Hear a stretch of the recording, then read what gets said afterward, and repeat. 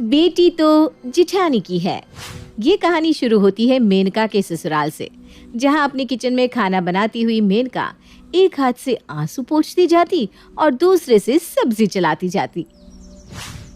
हमेशा सबका भला ही किया है भगवान, मैंने अपने सास ससुर को अपने पेरेंट्स के जैसे ही समझा और आज वही मेरे दुश्मन बने बैठे हैं। तभी कोकिला रसोई में आती है। और रो, अरे और जोर जोर से रोना, ताकि मोहल्ले वालों को लगे कि हम तुझे मारते हैं पीटते हैं। ये भी कसर मत छोड़ना बहू। नहीं मम्मी जी, आप गलत समझ रही हैं, मैं तो अपनी किस्मत पर रो रही हूँ। आज मेरी गोद भरी होती तो ये सब होता ही नहीं। अरे तो कर लेना हरी, इसी दिन के इंतजार में तो मेरी जिंदगी के 2 साल और कम हो गए, पर आज तक वो दिन नहीं आया। और काम करना है तो कर, वरना आंसू गिराते हुए खाना बनाने की कोई जरूरत नहीं है। ऐसा खाना कभी शरीर को लगेगा ही नहीं। मेनका की शादी को आज पूरे 2 साल हो गए थे, पर भगवान ने आज तक उसे माँ बनने की खुशी से दूर ही रखा था। पहले तो मेनका का ससुराल उसके लिए सपनों का ससुराल था, पर जैसे ही दिन बीतते गए चीजें बदलती गई। कुछ रहा कि नहीं बहू? पता नहीं मम्मी जी, वैसे पिछले 1 हफ्ते से ना मुझे उल्टियाँ तो हो रही हैं। क्या सही में? मुझे तो तेरी चाल से ही लग गया था क्या घर में खुशखबरी आने वाली है। अरे भाई, शादी को 6 महीने पूरे हो गए हैं, अब खुशखबरी नहीं आती तो कब आती? जीती रहे बहू, जीती रहे। आखिर तूने मुझे एक बारिश दे ही दिया। अरे ओ कमला, रसोई से मिठाई लाकर सभी का मुंह मिठा कर। पर माँ जी, हम क्या बोल रहे हैं, आजकल ना एसिडिटी भी बहुत हो रही है लोगों को। डाइट के चक्कर में भाभी पिछले 1 हफ्ते से रात में खाना ही नहीं खा रही। हो सकता है उसी के कारण उन्हें उल्टियाँ हो रही हो।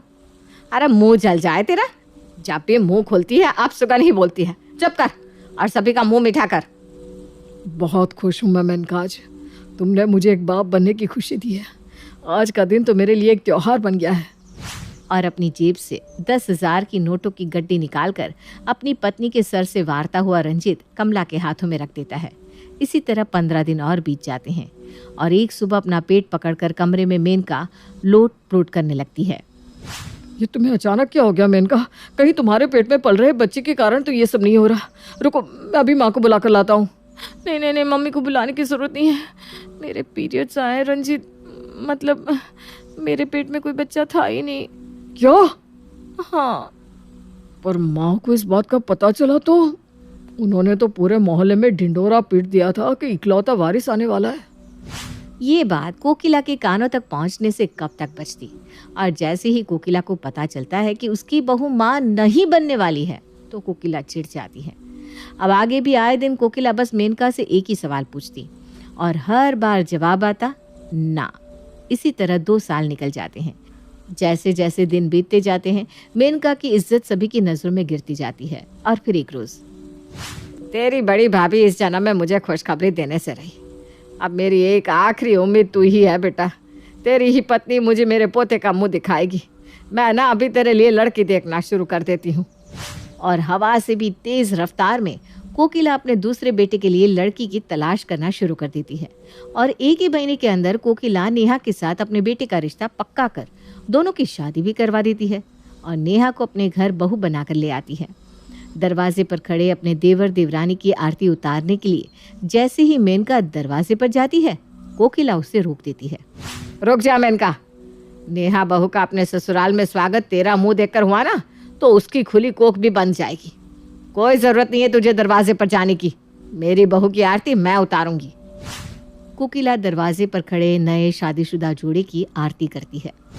दूधो नाव पुतो फलो बहू, अब बस जल्द से जल्द तू मुझे दादी बना दे बहू।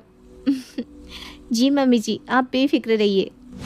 अगली सुबह दोनों बहुएं अपने कमरे से बाहर आती हैं और अपनी सास के पैर छूती हैं, पर कोकिला सिर्फ और सिर्फ अपनी छोटी बहू को ही आशीर्वाद देती है और बड़ी को नहीं। मेरे सारे आशीर्वाद तो तेरे सामने फेल हो गए बड़ी बहू। अब बच्चे का आशीर्वाद देकर भी क्या फायदा?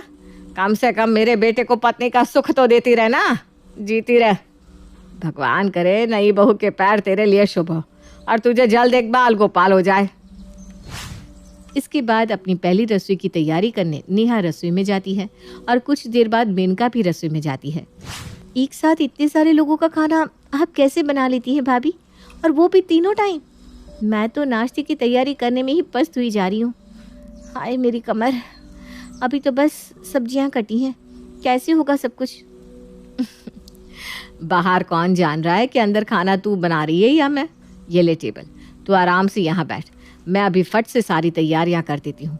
बस जब मम्मी जी आए ना तो उनके सामने तू खाने में तड़का लगा देना और 1-2 रोटियां सेक देना। ओ भाभी, थैंक यू। और इसी तरह कोकिला की दोनों बहुएं आपस में ट्यूनिंग करके नेहा की पहली रसोई की तैयारी कर लेती है। आहा, एक नंबर, क्या खाना बनाया है। वाकई। सभी मेनका के हाथों के खाने को नेहा का समझकर उसकी बड़ी तारीफ करते हैं और इसी तरह नाश्ते का काम निपट जाता है। दोपहर के वक्त भाभी, ये इतने सारे कपड़े निकाल दिए मम्मी जी ने, मैं इन्हें कैसे धोऊं? ऊपर से मम्मी जी तो वॉशिंग मशीन भी ऑन नहीं करने देती। तू जा दाल चावल की तैयारी कर, कपड़े मैं निपटा देती हूँ।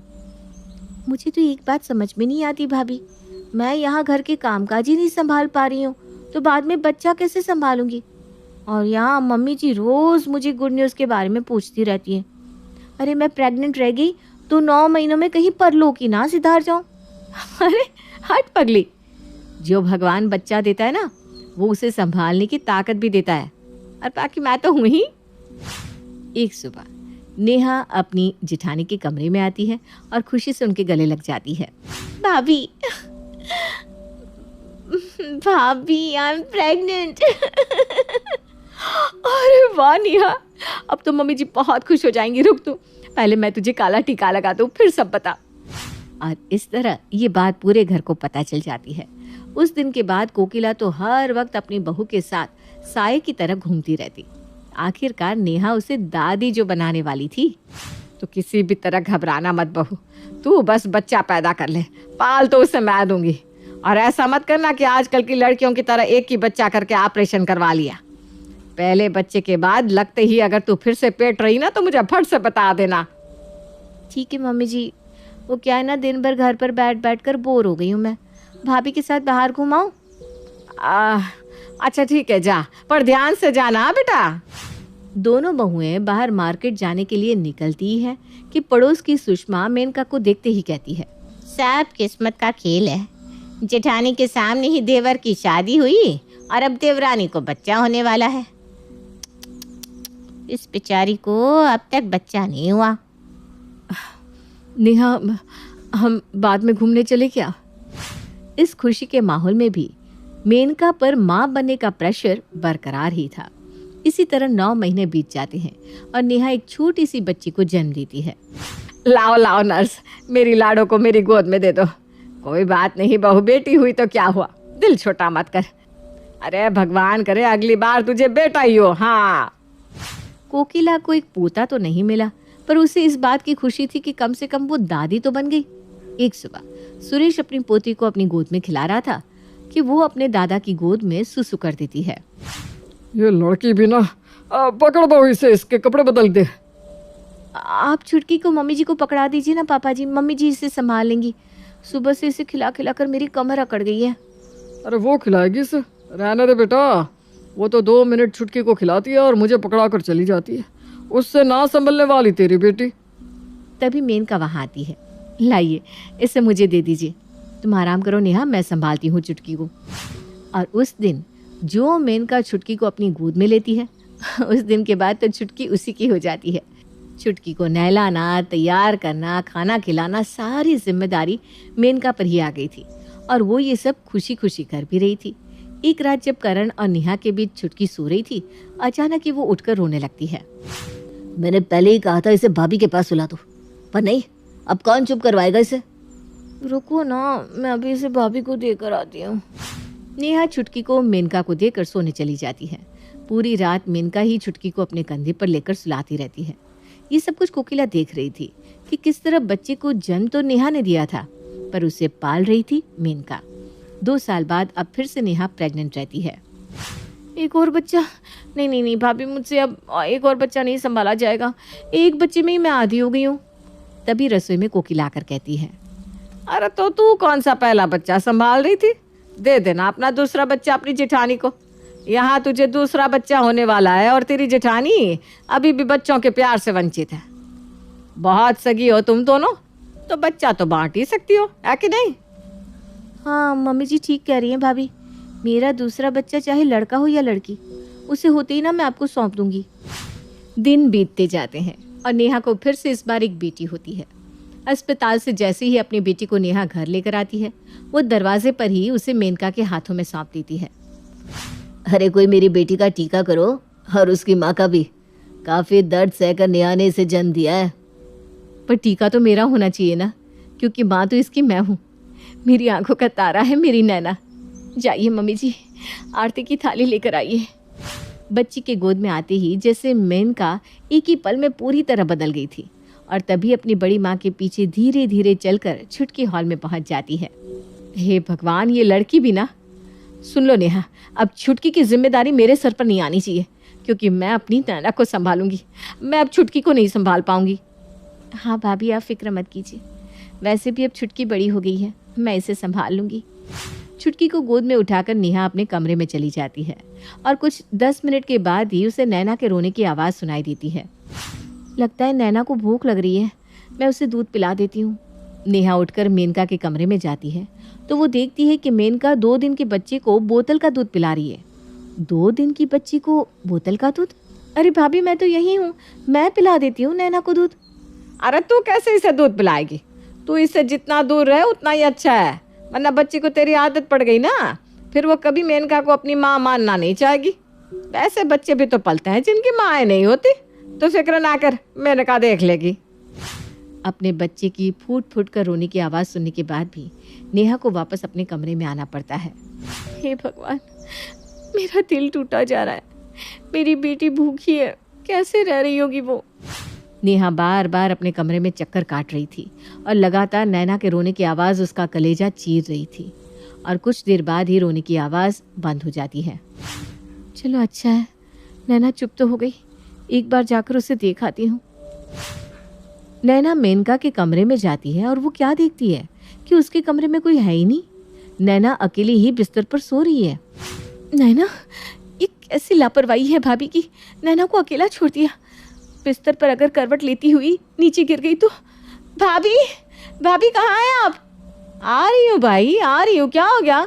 बाथरूम में नहाओ भी नहीं क्या? भाभी, आप इसे अकेली क्यों छोड़कर चली गई? मुझे कह दिया होता, मैं यहाँ आ जाती। तेरी बड़ी बेटी को भी मैंने ही पाला है ना, तो मुझे मत सिखा बच्चे कैसे पाले जाते हैं। और नैना मेरी बेटी है, उसे किस तरह रखना है वो मुझे किसी से पूछने की जरूरत नहीं है। और कपबोर्ड में से गर्म कपड़े निकालकर मेनका नैना को पहनाने लगती है। भाभी, डॉक्टर ने कहा था इतने छोटे बच्चे को इस मौसम में स्वेटर पहनाने की जरूरत नहीं होती, इससे नैना को इचिंग हो सकती है। तुम अभी तक गई नहीं? मेरे सर पर नाचो। अरे नेहा, मुझे पता है क्या करना है क्या नहीं। इतना ही प्यार है बच्चे से तो छुटकी को पाल लिया होता, उसे तो मेरे कमरे में फेंक कर चली जाती थी तुम। और इस तरह मेनका नैना के साथ लापरवाही करती ही जाती है। कुछ देर बाद इतनी छोटी सी बच्ची को गोद में उठाकर मेनका किचन में काम करने चली जाती है। बाहर हॉल में बैठी नैना ये सब देख रही थी। क्यों तू बार बार नैना को देख रही है? अब वो तेरी नहीं रही। ओ बहू, और वैसे भी तेरा शरीर अभी कमज़ोर है, तो इन चीज़ों में ध्यान मत दे, जाकर कमरे में आराम कर। मेनका है ना, वो सब संभाल लेगी, उससे आदत है। और इसी तरह सुबह से रात हो जाती है। रात को सभी खाने के टेबल पर बैठे थे। मेनका के कमरे में नैना फूट फूट कर रो रही थी और मेनका आराम से सभी को खाना परोस रही थी। अब नेहा का गुस्सा फूट पड़ता है। वो मेनका के कमरे से अपनी बेटी को बाहर उठाकर ले आती है। मुझे नहीं देनी आपको मेरी बच्ची, मैं अपनी बच्ची आपसे वापस लेती हूँ भाभी। मेरी बच्ची कोई बोझ नहीं है जो उसे मैं किसी को भी सौंप दूँ। मेरी मती मारी गई थी जो मैंने मम्मी जी की बात मानकर आपको अपना बच्चा सौंपने का वादा कर दिया था। एक बच्चे का ध्यान उसकी माँ से अच्छा कोई और रख ही नहीं सकता, कोई भी नहीं। यही बात का एहसास तो मैं तुम्हें दिलाना चाहती थी नेहा। आज तो मैं हूँ, पर अगर कोई और होता और इसी तरह तुम उसे अपनी बच्ची सौंप देती, क्या पता वो तुम्हारी बच्ची को किस तरह रखते। अगर बच्चा पैदा करना ही है तो उसकी जिम्मेदारी खुद लो। किसी और के कहने पर या किसी और के लिए बच्चा पैदा मत करो। मैंने तो छुटकी को ही अपनी बच्ची माना था, तो नैना के साथ मैं ऐसा कैसे कर सकती थी? ये सब तो मैंने बस इसलिए किया ताकि तुम अपनी बच्ची को मुझसे वापस ले लो। अरे जब भगवान ने मेरी किस्मत में बच्चा लिखा ही नहीं, तो कोई और क्या मुझे अपना बच्चा देगा? ये क्या कह रही है तू बहू? ये जवानी की उम्र तो निकल जाएगी, पर बुढ़ापे में कौन रहेगा तेरे साथ? उस वक्त तेरा सहारा ये नैना ही तो रहेगी। मैं जानती हूँ अम्मी जी, आप मुझे कितना भी भला बुरा कहे, पर आपको मेरी फिक्र है, इसीलिए आपने नेहा को उसकी बेटी मुझे सौंपने को कहा। पर मैं किसी माँ के साथ गलत नहीं कर सकती। भगवान को मुझे बुढ़ापे का सहारा देना होगा तो दे देगा। और वैसे भी छुटकी और नेहा मेरी बेटियां ही तो है ना नेहा? हाँ भाभी हाँ। और उस दिन के बाद से दोनों बच्चियां अपनी माँ के साथ साथ अपनी बड़ी माँ के पास भी पलती हैं। इस वाक़ये के बाद अब नेहा में भी बड़प्पन आ गया था। वो भी समझ गई थी कि सिर्फ और सिर्फ अपने ससुराल वालों को खुश करने के लिए बच्चा पैदा करना गलत है। निस्वार्थ भाव से मेनका दोनों बच्चियों को बड़ा कर रही थी और 5 साल बाद भगवान उसे भी माँ बनने की खुशी दे ही देते हैं। अरे बाल गोपाल हुआ है, पूरे अस्पताल में मिठाई बंटवाओ, मेरी बड़ी बहू को बाल गोपाल हुआ है। राखी बंधवाने वाला आ गया भाभी। और इस दिन के बाद पूरा परिवार फिर से खुशहाल हो जाता है।